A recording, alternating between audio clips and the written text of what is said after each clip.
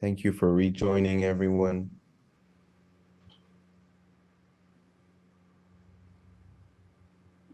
Really happy to have you here.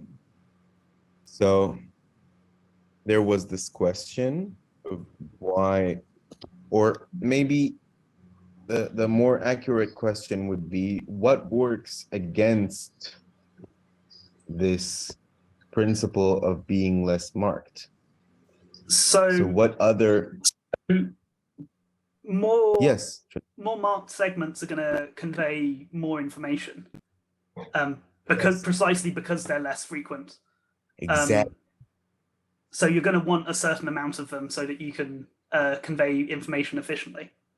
Yes, yes. And the word linguists use to describe exactly what you said is faithfulness. Okay. So if we look like the way they like this way to look at a language, which is nice, as a constant struggle between faithfulness and markedness, or more specifically, what we saw in the last lesson as faithfulness constraints and markedness constraints. So faithfulness tells a language you have this this phonemic representation of something. You need to keep it the way it is, because otherwise you won't convey enough information. You can't change it. So a faithfulness constraint would be, do not insert anything, do not remove anything. Okay? And all of the languages in the world have these constraints, this faithfulness constraint of do not remove, do not insert. A markedness constraint would be looking at the UR saying it's not good enough. It does not fit the mold of what I want something that I say to be. It's too marked. It's too complicated. I don't want to do it articulatorily, or it is not easily perceived acoustically or anything like that. So I want to make it slightly more simple. So markedness constraints would be, don't have two consecutive vowels, don't have codas, don't have syllables without onsets. And all of the languages in the world have these constraints as well. They differ in the way they rank them. So it's a constant struggle between these constraints that want to keep the the underlying representation as it is, and on the other hand, the markedness constraints, which want to make the PR, the phonetic representation, as simple as possible. Was that clear?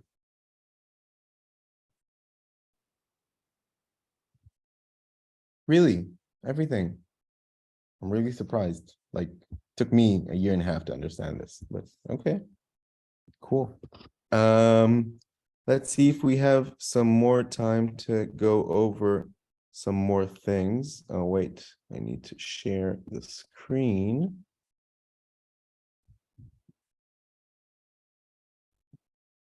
Is the screen shared right now? Can you see it? Good. Okay. Then there are these morphophonological places where morphology and phonology interface. This happens all the time in all of the languages in the world, and especially in Semitic, it is extremely common because in Semitic, morphology and phonology just cannot be separated at all. So morphological processes affect phonological processes and vice versa.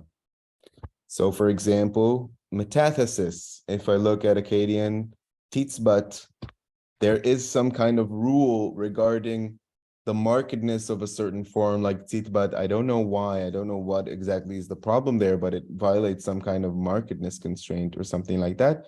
And it also violates some kind, like the change, the Titsbat violates the constraint of keeping the UR as it is, in this case, alignment, which is what we call certain constraints which regard the placing of a segment within something, or the placing of a morpheme within a word, or the placing of a stress within a word, or so on. Is that clear? Other places where morphology and phonology interact is, for example, with certain verb classes in Akkadian, like ushib, ushab. There is no ia verb class, right? I think It just exists in certain, like, first wow or something like that. So the phonology here, the phonology of the root, the certain consonant in the root affects the morphology. So because there's a wow in the root, there's a different inflection than what I would expect. Is that clear?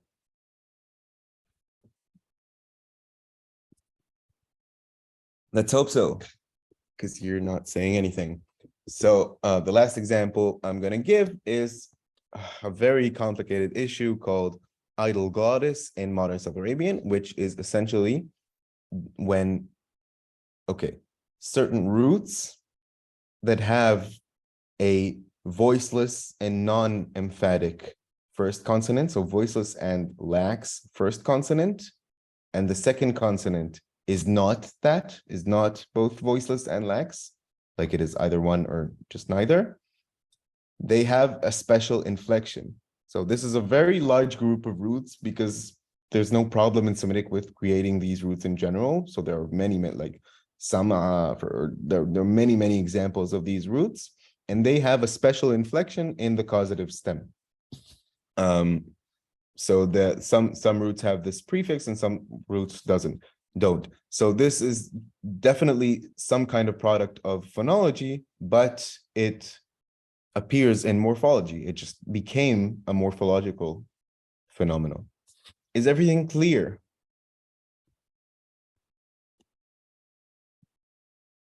Okay. I guess the last thing we are going to talk about is the accusative marker, which is probably the last example of how Akkadian can be used to reconstruct things nicely. So in Akkadian, we have this paradigm. Yati, kata or kati, shuati, shiati, niati, kunuti, kinyati, shunuti, shinati. So quite clearly, you take the pronoun as a prefix or some kind of pronominal element as a prefix, and then you add a ti or ta suffix, and that is what gives you the accusative marker, right? Or ati, ata, something like that, because I don't know, there's a circumflex here. But then if you look at, for example, ge'ez, you have a completely different paradigm, which is some kind of prefix that you add, or some kind of stem actually, to which you add the suffix of the pronoun. So kiyaya, kiyaka, kiyaki, kiyahu, kiyaha, kiyana, kiyakumu, kiyakan, kiyahomu, kiyahon. Does anyone want to say anything about this?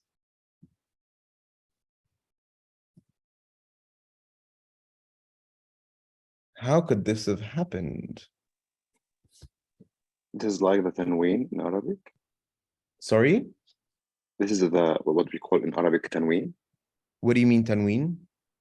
Like to put where? a noun in the accusative, in the maf'ul bihi, for example. Oh, no. In Arabic, okay. The next one I think is Arabic. So Okay. just move to that. Arabic has this nice form. So iyaya, iyaka, Okay. iyahu, iyaha. Like this is not the regular form of the accusative in Arabic, because you usually just add an accusative suffix to the verb. But if you have a verb that requires two accusatives, you have the first one as suffix to the verb and the second one with this prefix, iya. قتلت إياه. Yes. This is قتلتي O2 Sorry? قتلتي O2, إياه is O2. Yes, that is true. Yes.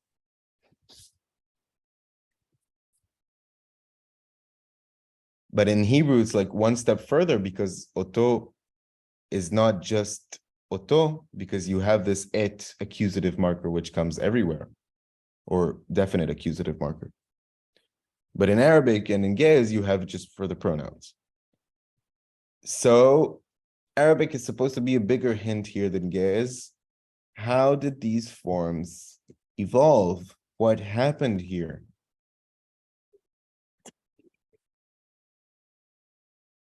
Well, I think that like the independent pronouns generally, especially the object pronouns in Semitic, are kind of rarely used. So I think they're pretty prone to fall out of use. And if that happens, but you have need of one, it's pretty easy to form a new one by like, I don't know, maybe these were nouns originally that had a suffix and that just have like the personal suffixes now attached to them. Yes, that's a good proposition. I don't think it's this case, but it does happen in many other cases. Here, I would be suspicious of that because iya is not a noun in Arabic and kiya is not a noun in Ge'ez. So, and it doesn't resemble any other noun. For as far as I can tell. Okay, the last and maybe biggest hint would be Aramaic. Yathi, Yathach, Yathich, Yatheh, Yathach, Yathana, Yathana, Yathon, Yathchen, Yathon, Yathen, Yathi, Yathach. Yeah, sorry. Anyone picking up on the hint? The hint is in the first person singular.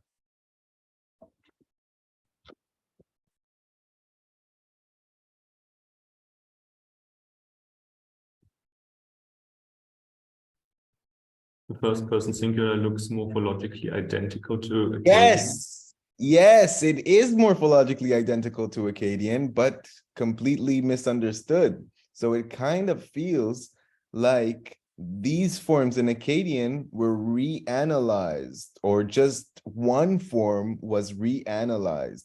So yati, instead of being understood as ya pronoun t accusative, was understood as yat accusative marker e pronoun.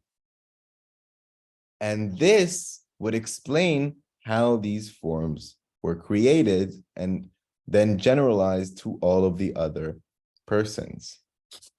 So it's not all that well understood, but it's nice. Not very helpful. So they are not related with F? They or are F? related with eth. Yes, eth, I think is the next Logarithic. step.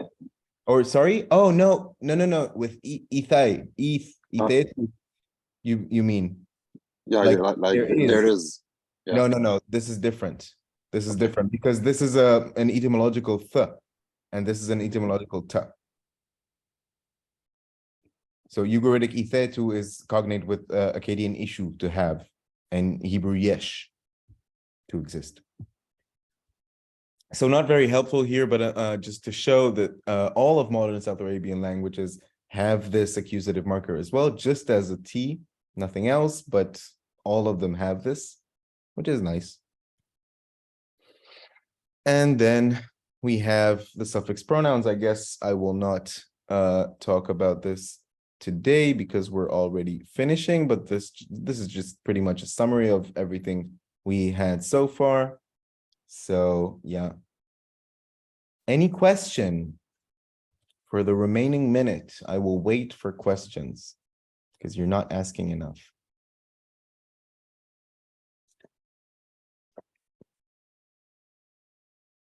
Embarrassing silence.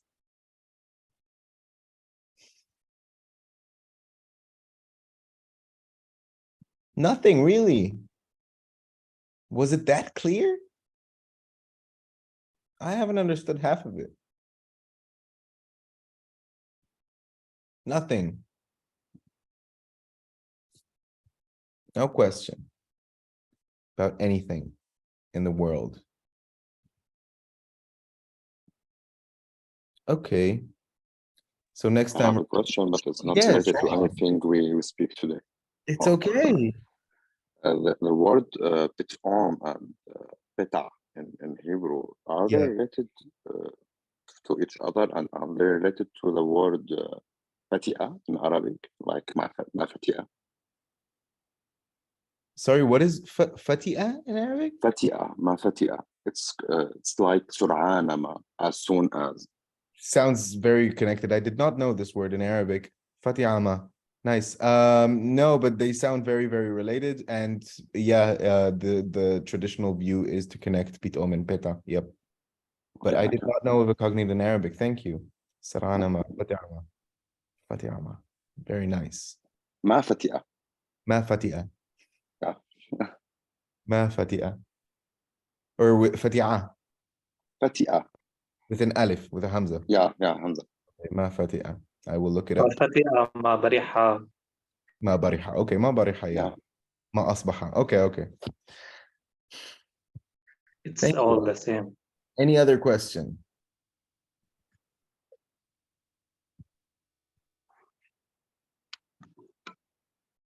No, nothing? Well, I'll see you next week. I'll wait to receive emails from you regarding the assignment if you want to get credits. And for anything else, feel free to talk to me and have a great weekend. Thank you. Thank you.